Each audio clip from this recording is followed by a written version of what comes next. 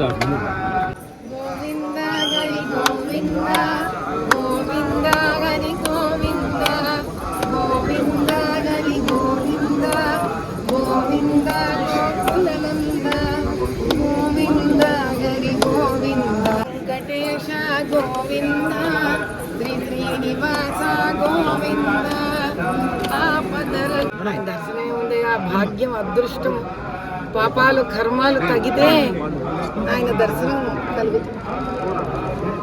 పాపం పెంచుకోవాలంటే కూడా ఒకసారి ఆయన నగలు చూస్తే కూడా కోరికలు వచ్చేవాడు. కోరికలు వస్తాయి మన మనసును బట్టి కదా.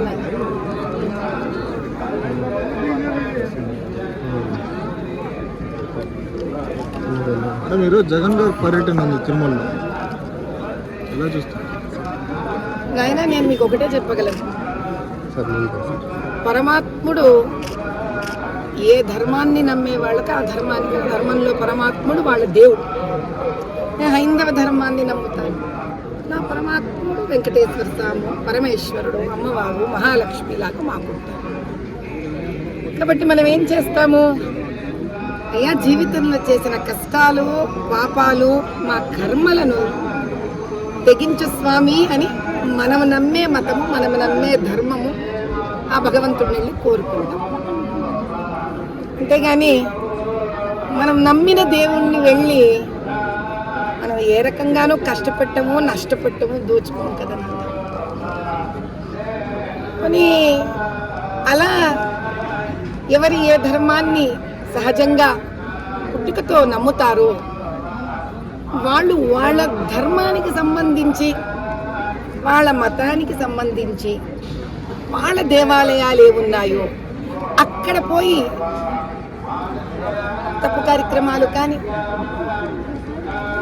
దేవుడికి నష్టం జరిగే కార్యక్రమాలు కానీ చేస్తారా? మనిషిగా పుట్టినందుకు మాకు మా ధర్మాన్ని సంరక్షించుకుంటేనే కదా మా గుర్తింపుని సంరక్షించుకున్న వాళ్ళం అవుతాం. కాబట్టి మా ధర్మాన్ని, మా గుర్తింపుని, మా దేవుళ్ళని, మా దేవాలయాన్ని కాపాడుకోవడం కన్నా ఈ జీవితంలో చేయడానికి వేరే కార్యక్రమం మాకు లేదు. కాబట్టి దానికి అడ్డుకునే వాళ్ళందరినీ కూడా నిర్మూలించమని ఆ వెంకటేశ్వర స్వామిని కోరుకున్నాం.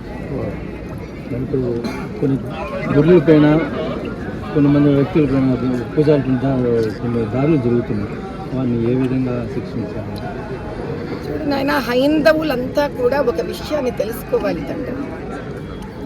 గుళ్ళ మీద దాడులు జరుగుతున్నా కూడా, దేవాలయాల్లోని పండితుల మీద దాడులు జరుగుతున్నా, భక్తుల మీద దాడులు జరుగుతున్నా, ఈ భారతదేశంలో 120 పైన కోట్ల ఉన్న హైందవులందరం ఏం చేస్తున్నాము?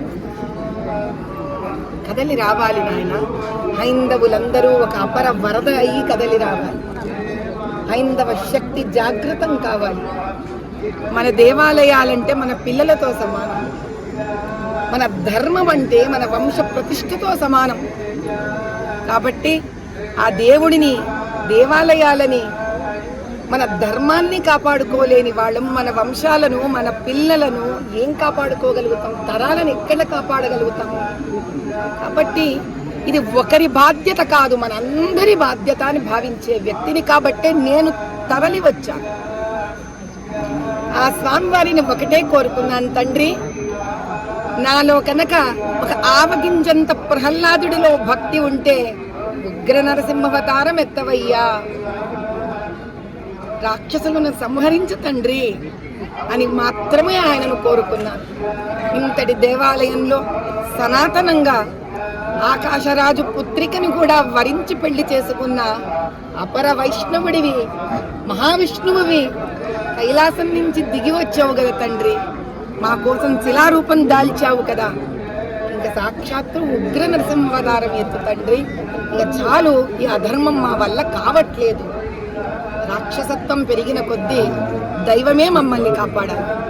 ఇదే కోరుకున్నాను తండ్రి.